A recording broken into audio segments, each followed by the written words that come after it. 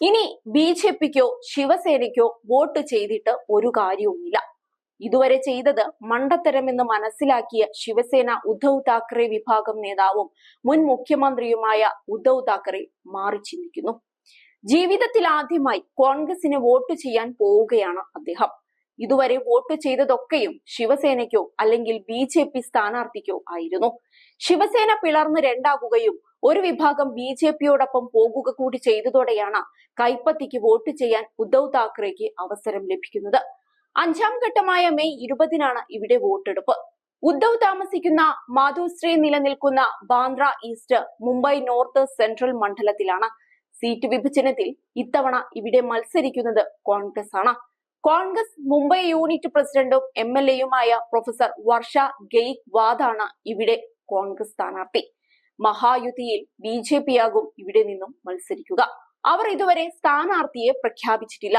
നിലവിൽ ഈ സീറ്റ് ബി.ജെ.പിയുടെ കൈവശമാണ്. പൂനം മഹാജനാണ് കഴിഞ്ഞ തവണ ഇവിടെ നിന്നും വിജയിച്ചു കയറിയത്. പൂനത്തിന് തന്നെ സീറ്റ് നൽകുന്നത് സംബന്ധിച്ച് ചർച്ചകൾ പുരോഗമിക്കുകയാണ്. മുംബൈ നോർത്ത് സെൻട്രൽ മണ്ഡലം ഉദ്ധവ് താക്കറെയുടെ നേതൃത്വത്തിലുള്ള ശിവസേനയ്ക്ക് നൽകാനായിരുന്നു ആദ്യ ധാരണ. എന്നാൽ കോൺഗ്രസിനുള്ളിൽ തർക്കം ഉയർന്നതോടെ ശിവസേന വിട്ടുകൊടുക്കുകയായിരുന്നു. മുംബൈ മേഖലയിലെ സീറ്റ് പങ്കിടൽ ധാരണയനുസരിച്ച് Shiv Sena Mumbai south, Mumbai north, Mumbai south central, Mumbai north east സീറ്റുകളിൽ മത്സരിക്കും. കോൺഗ്രസ് മുംബൈ നോർത്ത് സെൻട്രൽ എന്നിവിടങ്ങളിൽ നിന്നാണ് ജനവിധി തേടുന്നത്.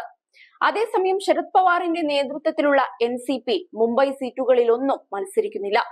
അതേസമയം കഴിഞ്ഞ ദിവസമായിരുന്നു 2ാം ഘട്ട വോട്ടെടുപ്പ് നടന്നത്. 2ാം ഘട്ടത്തിൽ വിധിയെഴുതിയത് രാജ്യത്തെ 88 മണ്ഡലങ്ങളായിരുന്നു. 60% വോട്ടാണ് ആകെ രേഖപ്പെടുത്തിയത്. ഏറ്റവും ഉയർന്ന പോളിംഗ് ത്രിപുരയിലാണ്, കുറഞ്ഞ പോളിംഗ് ഉത്തർപ്രദേശിലും. രാജ്യം ആരു ഭരിക്കണമെന്ന് തീരുമാനിക്കുന്ന തെരഞ്ഞെടുപ്പിന്റെ 2 ഘട്ടങ്ങളാണ് ഇന്നലത്തോടെ പൂർത്തിയായിരിക്കുന്നത്. 2ാം ഘട്ടത്തിൽ 13 സംസ്ഥാനങ്ങളിലെ 88 മണ്ഡലങ്ങളിലാണ് വോട്ടെടുപ്പ് നടന്നത്. അസം, ഛത്തീസ്ഗഡ്, മണിപ്പൂർ, ത്രിപുര, ബംഗാൾ സംസ്ഥാനങ്ങളിൽ മികച്ച പോളിംഗ് ആണ് രേഖപ്പെടുത്തിയത്. മഹാരാഷ്ട്രയിലും ബീഹാറിലും ഉത്തർപ്രദേശിലുമാണ് കുറവ് വോട്ട് രേഖപ്പെടുത്തിയത്. 2ാം ഘട്ടത്തോടെ രാജസ്ഥാൻ, കേരളം, മണിപ്പൂർ, ത്രിപുര സംസ്ഥാനങ്ങളിലെ വോട്ടെടുപ്പ് പൂർത്തിയായി കഴിഞ്ഞു. 1ാം ഘട്ടത്തിലെ കുറവ് പോളിംഗ് മറികടക്കാനുള്ള ശ്രമത്തിലായിരുന്നു പാർട്ടികളും മുന്നണികളും. ഏറ്റവും കൂടുതൽ മണ്ഡലങ്ങൾ വിധിയെഴുതിയ ആദ്യഘട്ടത്തിലെ പോളിംഗ് ശതമാനത്തിലെ കുറവിൽ ബി.ജെ.പി ആശങ്കയിലാണ്.